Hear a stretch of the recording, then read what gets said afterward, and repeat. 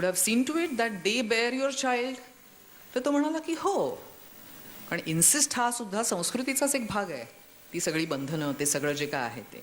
आणि since only आम्ही दोघंच जण बोलत होतो, आता मी एवढ्या सगळ्या क्राऊडसमोर हे सगळं बोलते कारण तुम्हाला मी आपलंच मानते म्हणून, पण आम्ही तेव्हा दोघंच जण बोलत होतो आणि तो अत्यंत फ्रँकली मला हे सांगत होता. तर मी म्हटलं त्यात सुद्धा म्हणजे मग ते तू आईबरोबर हे सगळं केलं असतंस मूल होण्यासाठीचं का मुलीबरोबर केलं असतंस. तर तो म्हणाला आई तेव्हा मूल जन्माला घालण्याच्या वयातली असती तर दोघींबरोबर आहे. तर मी त्याला म्हटलं की आणि नंतर तो थांबला आणि मग नंतर मला म्हणाला नाही पण दोघींबरोबर नाही, मी आईच बरोबर केलं असतं. कारण सांगू का तुला, की आईने मला जोखलं नसतं, माझा परफॉर्मन्स हा आईने माफ केला असता मी जर कमी पडलो असतो तर. मुलीच्या बाबतीत मला खात्री नाही, मी पुरे पडलो असतो की नाही मला माहिती नाही. आणि ह्या एका संभाषणामधनं मला हे कळून गेलं की त्या पुरुषावरती साध्या या सेक्शुअल ॲक्टमध्ये संस्कृतीने परफॉर्मन्सचं केवढं एक मोठं जबाबदारी टाकलेली आहे आणि त्या ताणाखाली तो कसा पिचत असेल. अत्यंत वस्तुनिष्ठपणे आणि आपण स्वतः बाई किंवा पुरुष नसताना या गोष्टीकडे बघत असताना मला खरोखरच वाईट वाटलं आणि नंतर मला खरोखरच बरं वाटलं की मी पुरुष नाही आणि मी बाई आहे. या गोष्टीचा मला आनंद झाला या सगळ्या आमच्या संभाषणानंतर. कारण तोच मला त्या संभाषणाच्या शेवटी असं म्हणाला की परफॉर्मन्स स्ट्रेस ही काय चीज असते हे तुला कळणार नाही मेघना. बाईला फरक पडो अथवा न पडो, आम्ही मात्र मनातल्या मनात किती वेळा आणि त्या वेळात किती वेळ याचा काउंट ठेवत असतो, विच इज व्हेरी ट्रू. आणि हे आपण स्वतःशी विचार करून बघण्याची गोष्ट आहे. ही समाजामध्ये असताना कोणासमोर आपण काय मांडतो याच्याबद्दल मी बोलत नाही आहे, प्रतिमेबद्दल मी बोलत नाही आहे. आपण स्वतःशी बोलतो की नाही आणि स्वतःशी बोलत असताना आपले ताण आपण तपासून बघतो की नाही. आणि तसे बघितल्यानंतर जर आपल्याला असं वाटलं की थोडेसे आपण जर बदललो तर हे ताण कमी होतील, तर आपण बदलण्यासाठी तयार आहोत की नाही, हाच फक्त माझा मुद्दा आहे. आणि असे जर पुरुष बदलले तर मला असं वाटतं की ते इंटरेस्टिंग होतील. माझा स्वार्थ तेवढाच आहे.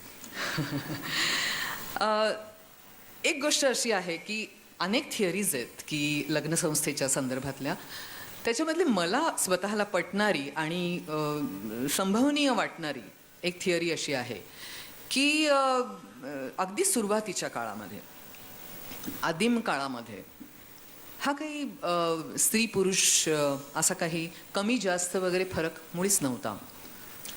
असायचं कारणच नव्हतं, कारण प्रत्येकाचा रोल हा निसर्गच ठरवत होता आणि तो रोल समानच आहे. म्हणजे त्याच्यामध्ये काही तुझी अक्कल चुलीपुढे आणि मी कोणतरी मोठा योद्धा असं काही रोल डिव्हिजनच नव्हती त्यावेळेला. त्यामुळे आदिम काळात ते सगळं छानच होतं.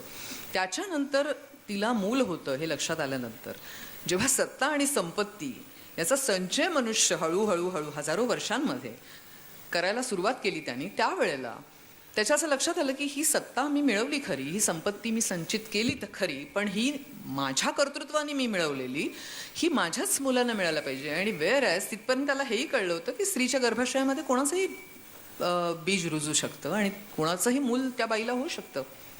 मग ते माझंच असावं ही जी भावना होती, या भावनेनुसार तिच्या गर्भाशयाचं आरक्षण झालं आणि त्यातून मग तिला घरात अडकवलं. तिला एक्सपोजच केलं नाही, तिला पर्याय पुढे ठेवलेच नाहीत. अडकली ती, घरात बंद झाली, जेर बंद झाली की हे एन्श्युअर होणार होतं. आणि म्हणून गर्भाशयाच्या आरक्षणाचा प्रोसेस म्हणजे तिथून ती लग्नसंस्था हळूहळू निर्माण झाली आणि त्यातून पुढे ही कुटुंब संस्था निर्माण झाली. आणि त्याच्यात सुद्धा स्त्रीला कुठल्याही तऱ्हेने असे रोल्स देण्यात आले की जे पूरक होते. बॅगा भरण्याचे, थोडक्यात आम्ही मैत्रिणी म्हणतो तसं, की मी प्रवासाला निघणार, तू माझी बॅग भरून दे. आणि खूप आनंद पण वाटतो बायकांना. म्हणजे माझ्या कित्येक मैत्रिणी जेव्हा हे असं म्हणतात तेव्हा मी त्यांना सांगितलं की नाही, तुम्ही तुमच्या पुरुषांच्या बॅगा भरा, माझ्या बॅगेला तू हात लावायचा नाही, माझी बॅग मी भरीन. कित्येक बायकांना या प्रकारचं समर्पण या प्रकारचं पूरक असणं, या प्रकारचं मदत फक्त करणं आणि तुम्ही कर्तृत्व गाजवून या आणि ते गाजवून झाल्यानंतर त्याचे काही शिंतोडे उदारपणाने तुम्ही जर आमच्याही अंगावर उडवलेत तर आम्ही धन्य होऊ, आम्हीही पवित्र होऊ, अशी भावना आय एम सॉरी पण ती आजही आहे. आणि आपल्याला असं वाटतं की ते स्त्रीत्व, आपण त्याचं गौरवीकरण, आय एम सॉरी, कित्येक फेमिनिस्ट सुद्धा या गोष्टीचं गौरवीकरण, त्यांना असं वाटतं की स्त्री असणं म्हणजे हे, स्त्री असणं म्हणजे ममता, इथपर्यंत मी मान्य करते. स्त्री असणं म्हणजे लार्जनेस ऑफ हार्ट, हे मी मान्य करीन. परंतु स्त्री असणं म्हणजे फक्त पूरक असणं, हे मी मान्य करणार नाही. कारण हे तुम्हाला संस्कृतीने दिलेलं दान आहे. त्या संस्कृतीला तुम्ही क्वेश्चन केलं पाहिजे की हे कुठल्या काळातल्या कुठल्या बाईला का सांगण्यात आलं. या गोष्टीचा जेव्हा आपण विचार करायला लागतो त्यावेळेला मी हे करू शकणार नव्हते, मला हे करू देण्यात येणार नव्हतं, मला बंदी कोण घालत होतं, त्याच्यामध्ये कुठले वेस्टेड इंटरेस्ट होते, तो पुरुष होता का आणि तो तसा का होता. मग आपल्या असं लक्षात येतं की आयरॉनिकली इनफ ही पुरुषाची असुरक्षितता आहे जी स्त्रीच्या मार्गात आली. पुरुष वॉज इनसिक्युअर. एकतर मगाशी मी म्हटलं तसा परफॉर्मन्स स्ट्रेस, किंवा मी हिला पुरे पडेल ना, ही माझंच मूल जन्मेल ना, ही कोणाला दुसऱ्याला नाही ना धुंडणार, ही घर सोडून नाही ना जाणार, ही माझी अब्रू वेशीवर नाही ना टांगणार. पुरुषांनी सुद्धा खूप खोल आतमध्ये गेलं पाहिजे. हे काय असं, आम्हाला कसली भीती वाटते, काहीतरी आपल्याला बोलतात, ठीक आहे जाऊ दे, मी लिबरल आहे त्याच्यामुळे मी ह्यांना बोलू देतो, असं पण बऱ्याच जणांना वाटतं. तर त्याच्यामुळे या सगळ्या, ती पण एक इमेजच आहे, मला असं म्हणायचं आहे, ती पण एक इमेजच आहे. मी लिबरल आहे, आहात का म्हणजे माझी अपेक्षा, तुम्ही समाजात काय दाखवता, कुठल्या व्यासपीठावर आहात आणि मी सगळ्यांना समान मानतो हे तुम्ही दाखवताय की तुम्ही प्रत्यक्षामध्ये 1 to 1 असताना काय आहात, तुम्ही घरात काय आहात, तुम्ही एकटं असताना काय विचार करता, याच्याशीच माझा संबंध आहे. माझा इतर कोण काय म्हणतं ह्याच्याशी संबंध नाही. म्हणजे स्वतःच्याही बाबतीत मी इतके स्टर्न असेच निकष लावते, तर ते मी सगळ्यांच्या बाबतीमध्येच मी ती अपेक्षा करते आहे. तर त्याच्यामुळे प्रॉब्लेम हा होतो आहे की त्याच्यामुळे मुळामध्ये हे पुरुषांनी सुरू केल्यानंतर आता हा जो पुरुष आहे तो पुरुष मुळामध्ये मला स्वतःला तरी जो उमगलेला आहे तो इन्सिक्युअर आहे. आणि या आजच्या काळामध्ये स्त्री ज्या प्रमाणामध्ये बदलते आहे त्या प्रमाणात त्याची इन्सिक्युरिटी वाढते आहे आणि हीच इन्सिक्युरिटी हिंसेला तोंड देते आहे, तोंड फोडते आहे. त्याच्यामधली हिंसा आज या दिसणाऱ्या पातळीवर येते, नेणीवेत. हिंसा सगळ्यांच्यातच आहे, बायकांच्यात हिंसा नाही असं मी मानणार नाही. बायकांच्यातही हिंसा तेवढीच आहे. फक्त बाईला संस्कृतीने काय शिकवलंय, तू त्याच्या थ्रू जग, त्याला करू दे जे काय. राजे हा गड घ्या की राजे गेले आणि त्याने तो गड घेतला. जिजामाता घोड्यावर नाही बसली. मागे एकदा मी असं म्हटलं होतं की तुम्ही कर्तबगार स्त्रिया ज्या आहेत त्यांचं प्लीज तुम्ही वैवाहिक स्टेटस जे आहे ते बघा आणि विवाहात असताना त्यांना ते कर्तृत्व दाखवता आलं की नाही बघा, नुसतं बघा. तर कितीतरी जण स्त्री पुरुष अनेक उसळून आले होते बाहेर आणि म्हणाले होते की नाही तसं काही नाही आहे वगैरे वगैरे. परंतु खरोखरच तुम्ही जर विधवा असाल, परित्यक्ता असाल, डिवोर्सी असाल, तुम्ही कुमारिका किंवा अनमॅरिड असाल तर तुम्हाला ते अधिक सोपं जातं. हे वास्तव आहे की नाही तपासा. मी काही म्हणत नाही आहे, माझे निष्कर्ष मी काढेन, पण प्रत्येकाने हे तपासण्याची गरज आहे. आणि म्हणून प्रत्येकाने लग्न मोडावं असं नाही. मला असं, मी उलट असं म्हणते, म्हणजे विद्याताईंनी मगाशी एक अत्यंत धक्कादायक विधान केलं की मी क्रांतिकारी आहे. मी अजिबात क्रांतिकारी नाही, मी उत्क्रांतिकारी आहे. पण मला असं वाटतं की उत्क्रांतीमध्ये जे बदल होत आहेत आणि जे सावकाश होत आहेत ते तरी व्हावेत, ते तरी होत आहेत की नाही, हा माझा मुद्दा आहे. तर त्याच्यामुळे क्रांती म्हणजे काय, शेवटी जी ज्या वेळेला होते त्याच्या आधी काहीतरी बराच काळ खदखदत असतं, म्हणूनच ती एका दिवशी होते. त्यामुळे क्रांतीपेक्षा सुद्धा जे काही हळूहळू होतं आहे त्याबद्दल सावध असणं, त्याबद्दल अलर्ट आणि अवेअर असणं, त्याची जाणीव असणं, हे आणि सगळ्यांना असणं ही फार महत्त्वाची गोष्ट आहे. आणि ती होते की नाही हा मुद्दा आहे. तर प्रतिमेतला जो पुरुष आहे तो आणि प्रत्यक्षातला, ह्याच्यामध्ये मला फरक जाणवलेला आहे. मला प्रत्यक्ष आयुष्यामध्ये पुरुषांना कंडिशन करता आलेलं आहे. मला प्रत्यक्ष आयुष्यामध्ये कुठल्याही तऱ्हेने कुठल्याही अत्याचाराला आणि कुठल्याही अनन्वित पुरुषाच्या ढोंगाला मी टॉलरेट केलेलं नाही आणि मला खरोखरच तसे प्रसंग आलेले नाहीत. पण तरीसुद्धा बाप या माणसानी जे काही मला दिलं ते संचित बरोबर घेऊन जेव्हा मी जगामध्ये गेले तेव्हा मी फार उंचीवर न पडले. म्हणजे मी माझ्या वडिलांशी एकदा बोलत असताना असं म्हटलं की you took me to heights. आणि जग ज्या पातळीवर आहे आणि तिथे मला जी वागणूक मिळणार आहे ती बायकांना जी स्ट्राईडमध्ये घेता येते, मान्य करता येते, ती मला येत नाही. Because I am not prepared for it. मला असं वाटतं सगळे तुझ्यासारखे आहेत, फेअर आहेत आणि ते माझी कदर जाणतात किंवा माझी प्रत्येकच माणसाची कदर जाणली जाते आणि केवळ स्त्री म्हणून तिला असं नाही केलं जात, असं माझी कल्पना आहे. आणि तुझ्यामुळे माझं एक ते स्टँडर्ड जे वाढलं त्याच्यामुळे आता माझा प्रॉब्लेम झाला. तर तो म्हणाला आय एम सॉरी. मी हे करायला हवं होतं की नाही मला माहिती नाही. म्हणजे त्यांनी ते करायला हवं होतं असं नाही, अनेकांनी ते करायला पाहिजे आहे, हा माझा मुद्दा आहे. तर जोडीदार ह्या आणि तोच माझा बाप जोडीदार या भूमिकेमध्ये काय होता तर I am sorry to say he was not the ideal जोडीदार. म्हणजे तो माझ्या आईशी ज्या पद्धतीने वागायचा ते काही फार आदर्श होतं असं मला वाटत नाही. तो सगळ्यांसारखाच वागायचा. म्हणजे तो काही फार असा काही हिंसक किंवा तिला काही मारायचा वगैरे अशातला भाग नाही आहे. परंतु तो सगळेजण वागतात तसाच वागायचा. तो बाप म्हणून मात्र माझ्याशी वेगळा वागायचा. हा एक आजच्या काळातला बदललेला भाग मी बघते की पुरुषाच्या रोल्समधला जो बाप हा रोल आहे त्याच्यामध्ये मात्र काही पुरुष मला बदलताना जाणवत आहेत. त्याच्या मागे सुद्धा माझी मुलगी हे त्यांनी एक एक्सटेंडेड इगोचा भाग केलाय की काय. आणि म्हणून माझ्या मुलीने टक्कर दिली पाहिजे या जगाला जे पुरुष सत्ताक आहे, तिथे माझ्या मुलीने कमी नाही पडता कामा, ही भावना सुद्धा असू शकते. ही भावना का होईना ते तिला असं म्हणतात. त्याच्यानंतर प्रॉब्लेम असा होतो की त्या मुलीचं लग्न होतं किंवा शी स्टार्ट्स लिव्हिंग इन, काहीही म्हणा तुम्ही, लग्नच होतं असं नाही, परंतु तिला ती जी जोडीदार म्हणून निवडते तो जोडीदार मात्र त्याच्या आईनी बनवलेला असतो. आणि त्याच्या आईने काय केलेलं असतं, पुरुषासारखा पुरुष तू असा असलं पाहिजे. आणि हे केल्यानंतर नॅचरली तिला भयंकर भीती वाटते की ह्यानी जर काहीतरी समानता वगैरे फालतू गोष्टी तिच्या डोक्यामध्ये आल्या आणि काहीतरी तो एफिमिनेट होईल का. तर मी मध्यंतरी म्हटलं तसं की I don't think any science has proved that your erection is affected because of that. No, त्याच्यामुळे ही काळजी करण्याचं कारण नाही आहे. मला असं वाटतं की तुम्ही फेअर असणं म्हणजे तुम्ही एफिमिनेट किंवा बायकी अशा अर्थाने जे मी म्हणतात तसं चांगल्या बाईसारखे तुम्ही झालात तर मगाशी तू म्हणाल तसं तुम्ही महात्मा होता. परंतु एफिमिनेट तुम्ही व्हाल ही बाईची तुम्ही काय जी सुधारणा जे आपण म्हणतो तसं शिवाजी शेजारी जन्माला यावा, माझा मुलगा शिवाजी नको, तो आपला क्लार्क झालेला बरा, त्याची आपली एक रेग्युलर सॅलरीड नोकरी असावी, तशा पद्धतीने मी म्हणते आपल्याला नेहमीच बदल हा बाहेर व्हावा, दुसरीकडे व्हावा आणि नंतर let me follow, I don't want to start anything. त्याची एक किंमत असते. ती किंमत आपल्याला द्यायची नसते कारण ती किंमत काय आहे हे आपल्याला माहिती नाही. माझा नेहमी प्रॉब्लेम हाच आहे की बाईसुद्धा बदलाला घाबरते. ह्याचं कारण ती किंमत उलगडत जाणार असते. Even when Vidyatai took certain decisions about her life, she was once telling me की त्यांनी खूप उशिरा हे निर्णय घेतले, परंतु ते निर्णय घेताना नेहमीच त्यांना पूर्णपणे कळलं होतं ह्याची काय किंमत आहे. असं नाही आहे.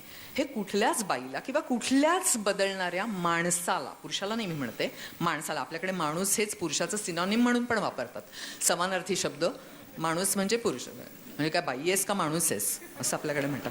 म्हणजे ही भाषा ही संस्कृतीचंच प्रॉडक्ट आहे. तर त्याच्यामुळे आपली बऱ्याच ठिकाणी संस्कृतीच ही आहे की जिथे माणूस म्हणजे पुरुष आणि नंतर एक बाई म्हणजे अशी. तर सगळ्या किमती तुम्हाला आधी कळणार नाहीत. त्यामुळे कोणीही, बाई काय आणि पुरुष काय, मला आज उमगलेला जो पुरुष आहे तो बदलाला घाबरतोय. दुसरा एक महत्त्वाचा मुद्दा मला असा मांडायचा आहे की त्यामुळे ह्या जोडीदार या रोलमधला पुरुष निरपेक्ष प्रेम करणार नाही. तो काय करतो, त्याचं विचाराचं काय झालेलं आहे, त्याला लिबरल तर असायचं किंवा त्याला इक्वल तर असायचं आहे, ते त्याला हवं असतं. पण तो काय करतो मग, आता मगाशी शफी म्हणाला तसं संरक्षण हाही त्याची एक जबाबदारी, संरक्षण मी तुला दिलं पाहिजे ही त्याची एक जबाबदारी असते. पण संरक्षण देताना तो म्हणतो पण मग सतत तुझं आयुष्य मॉनिटर मी करणार आणि त्याला तुझं ना हरकत प्रमाणपत्र माझ्याकडे पाहिजे. मी सोबत देईन पण त्या सशर्त सोबत मी देणार. त्याच्यानंतर समजा ती बाई, तिला काहीतरी स्वतःची एक आयडेंटिटी, स्वतःची एक ओळख तिची प्रस्थापित व्हायला लागली तर ही गेट्स जेलस. ना Y does he gate jealous, हा प्रत्येक बाईचा अनुभव आहे. आपल्याकडे प्रॉब्लेम हा आहे, म्हणजे मला अगदी पुन्हा पुन्हा हे सांगावं असं वाटतं की व्यवस्थेत राहून आपल्याला व्यवस्थेविषयी बोलता येत नाही. That's the thing. म्हणजे लग्न तुमचं टिकवून, मे बी ते ऑन पेपर्स टिकवलेलं असेल, पण ते टिकवलेलं असताना तुमच्या जोडीदाराचं काय होतंय, तुम्हाला 2-3 माणसं वगळता तुम्हाला बोलता येत नाही ते कुठे. तुम्हाला लग्न समारंभांमध्ये कमरेत हात घालून जावं लागतं. सासूबाई आल्या की त्यांचं सगळं करावं लागतं. सासरे आले की त्यांना त्यांच्यासमोर चहा घेऊन जावं लागतं बाईला, किंवा मुलीचे वडील आले की पुरुषाला काय कसं काय हे करावं लागतं. मला असं म्हणायचं आहे की हा जो आपल्याला ढोंग करावं लागणं हा जो प्रकार आहे, तिथे नुसतंच ते ढोंग म्हणून नाही आहे, तिथे एक हिंसा निर्माण होते आहे. हा माझ्या कन्सर्नचा भाग आहे. ती हिंसा जी आहे त्याची जी वेगवेगळी कारणं आहेत, त्याच्यामध्ये एक कारण महत्त्वाचं डिस्पॅरिटी हे आहे, विषमता हे आहे की जिथे दिल्ली गँगरेपचा सुद्धा मगाशी उल्लेख झाला. दिल्ली गँगरेप हा प्रातिनिधिक रेप मी मानत नाही, कारण तिथे सेक्शुअल ॲक्ट नव्हती, तिथे हिंसेची ॲक्ट होती. आणि हिंसा अशासाठी होती की तुला का मिळतंय, तू का स्वतंत्र आहेस बाई असून, तुला नोकरी आहे, तू तुझ्या मित्राबरोबर जाऊन तू आरामात घरी 9 वाजता कशी जाऊ शकतेस आणि मी का नाही. म्हणजे आर्थिक, सामाजिक, सांस्कृतिक, धार्मिक सर्व प्रकारच्या विषमतांमध्ये हिंसेचं बीज आहे. आणि हा गँगरेप हा त्या हिंसेचा एक द्योतक आहे. ते तिथे सेक्शुअल ड्राईव्ह किती होती हे मला माहिती नाही, तिथे तुला का आणि मला का नाही. आणि ही असूया अत्यंत समर्थनीय आहे. आणि आपण जेवढी ती वाढू देणार आहोत दरी, तितकं आपण त्या हिंसेला खतपाणी घालणार आहोत. त्याच्याबद्दल आपण अलर्ट झालं पाहिजे रे, असं नाही आहे ते. आता खरोखरच आपण कड्याच्या टोकावरती उभे आहोत. तर हा जो जोडीदार आहे त्याच्याबद्दल मला हे प्रॉब्लेम्स आहेत की तो असुरक्षित आहे आणि त्याच्यामध्ये असूया आहे असं मला वाटतं. दुसरी एक महत्त्वाची गोष्ट, एक एक्स्ट्रा मॅरिटल अफेअर्स या एका मुद्द्यावरती, म्हणजे लोकांनी मला कितीही मोनोटोनस म्हणू दे, मला त्या मुद्द्यावरती बोलायचंच आहे. ही आज छुपेपणाने 90% चालू आहेत, ओपनली 10% चालू आहेत. I am very happy openly 10% चालू आहेत म्हणून. ती 90% कधी होतील याची मी वाट बघते. म्हणजे एक लग्नसंस्थेवरची टिप्पणी लग्न झालेल्या माणसानेच करावी, ती बाहेरच्यांनी का करावी. लग्नातल्या माणसानीच सांगावं ना की बाबा हे लग्न हे अननॅचरल वाटतंय आम्हाला आता बदललेल्या सिनारिओमध्ये. कारण बदललेल्या सिनारिओमध्ये 3 प्रकारच्या बायका अवेलेबल आहेत. अजिबात न बदललेल्या, बदलणाऱ्या आणि बदललेल्या, अशा 3 प्रकारच्या बायका अवेलेबल आहेत. वेअर ॲज पुरुष नाही आहेत अवेलेबल तसे. पुरुष फार कमी बदलतायत आणि बदललेले पुरुष तर म्हणजे पांढरा कावळा जेवढा रेअर आहे तेवढे आहेत. मला वाटत नाही त्याच्यापेक्षा जास्त पुरुष हे बदललेले आहेत. त्यांना जेन्युइनली बदलायचं आहे ज्यांना, असे पुरुष आहेत. Even I know some of them. पण न बदललेलेच जास्त आहेत. आणि न बदललेल्या पुरुषांचं होतं आहे काय की त्यांना घरी न बदललेली स्त्री बायको म्हणून मिळते. ती त्यांचं ठरलेल्या परंपरेप्रमाणे सगळं करते, बॅगा भरणं वगैरे. आणि बदललेली एक स्त्री पुन्हा एक अवेलेबल आहे. आणि बदललेली स्त्री ही स्वायत्त आहे, ती आर्थिकदृष्ट्या स्वतंत्र आहे, तिला स्वतःच्या आयुष्यामध्ये काही स्वतःचे गोल्स आहेत, ते ती परस्यू करत असते. तिला सुद्धा फुल टाईम हजबंड परवडत नाही, पार्ट टाईम मित्रच परवडतो. तर त्याच्यामुळे ती पूर्णपणे त्यांना मान्य नसते. पण एक कमरेखालची एक्साइटमेंट आणि दिलोदिमाग म्हणजे डोक्याची एक्साइटमेंट ही तिच्याबरोबर मिळू शकते. लुक्स लाईक की हे पुरुष हे best of both the worlds त्यांना मिळतं आहे आणि हे पुरुष दोन्ही ठिकाणी विनर आहेत. हा विरोधाभास आहे. भास आहे हे महत्त्वाचं आहे, आभास आहे हे महत्त्वाचं आहे. हे पुरुष विनर नाहीत. They lose on both the counts. कुठल्या निकषावर? मनशांती या निकषावर. आणि आपण सगळ्या दृष्टीने विचार करतो, तुमचं सामाजिक स्थान, त्याच्यानंतर तुमचा पैसा, तुमचं बाकी सगळं, career. Nobody cares for peace of mind. ही आज अतिशय दुःखाची गोष्ट आहे. किती जण आपण पीसफुल आहोत आणि या छोट्या छोट्या कॉम्प्रोमाइजेसनी आपल्या पीसमध्ये, आपल्या शांतीमध्ये, मनशांतीमध्ये काचा रुतत जातात हे आपण